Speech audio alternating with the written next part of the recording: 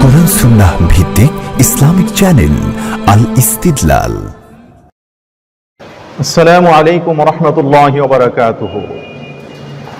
গত আলোচনার পর এক দর্শক কমেন্ট বক্সে লিখেছিলেন, হযরত আপনি আপনার আলোচনায় আইয়ামে বীজের কথা বলেছেন। আইয়ামে বীজ কি আমি বুঝি নাই, দয়া করে আইয়ামে বীজ সম্পর্কে কিছু বলুন। আরবি শব্দ ইয়াউমুনের বহুবচন আইয়ামুন। ইয়াউমুন মানে একদিন, আইয়াম মানে দিন সমূহ, আর বীজুন মানে সাদা বা ফর্সা। আইয়ামুল বীজ মানে ফর্সার দিন সমূহ। হাদিস শরীফে আইয়ামুল বীজ বলে প্রতি চন্দ্র মাসের 13 তারিখ রাত, 14 তারিখ রাত, 15 তারিখের রাত্রকে বোঝানো হয়েছে। এই রাত্রগুলোকে আইয়ামে বীজ বলার কারণ হলো এই রাত্রগুলো অন্যান্য রাতের তুলনায় অনেকটাই সাদা বা ফর্সা থাকে।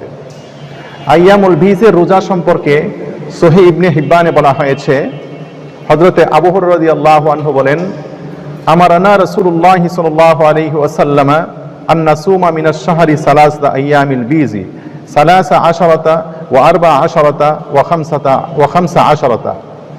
অর্থাৎ রাসূল করিম সাল্লাল্লাহু আলাইহি ওয়াসাল্লাম আমাদেরকে আইয়ামে বীজের 13 তারিখ, 14 তারিখ, 15 তারিখ রোজা রাখার জন্য হুকুম করেছেন।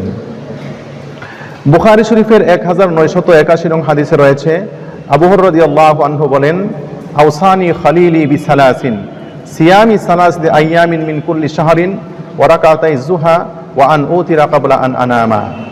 অর্থাৎ আমার বন্ধু মুহাম্মদ সাল্লাল্লাহু আলাইহি ওয়াসাল্লাম আমাকে 3টি বিষয়ের ওসিয়ত করেছেন। 1 নাম্বার, প্রতি মাসে আইয়ামে বীজের 3টি রোজা রাখার জন্য। 2 নাম্বার, ছাস্তের 2 রাকাত নামাজ আদায় করার জন্য, এবং ঘুমানোর আগে বিতরির নামাজ আদায় করার জন্য। আইয়ামে বীজের রোজা রাসূল সাল্লাল্লাহু আলাইহি ওয়াসাল্লাম নিজে রেখেছেন, সাহাবায়ে কেরামকে রাখার জন্য হুকুম করেছেন। আমাদের যাদের ক্ষমতা আছে, আমরা যদি প্রতি মাসে আইয়ামে বীজের 3টি রোজা রাখি, আল্লাহ পাক আমাদেরকে অনেক সওয়াব দান করবেন। আল্লাহ পাক আমাদের সবাইকে প্রতি মাসে আইয়ামে বীজের 3টি রোজা রাখার জন্য তৌফিক দান করুন, আমিন।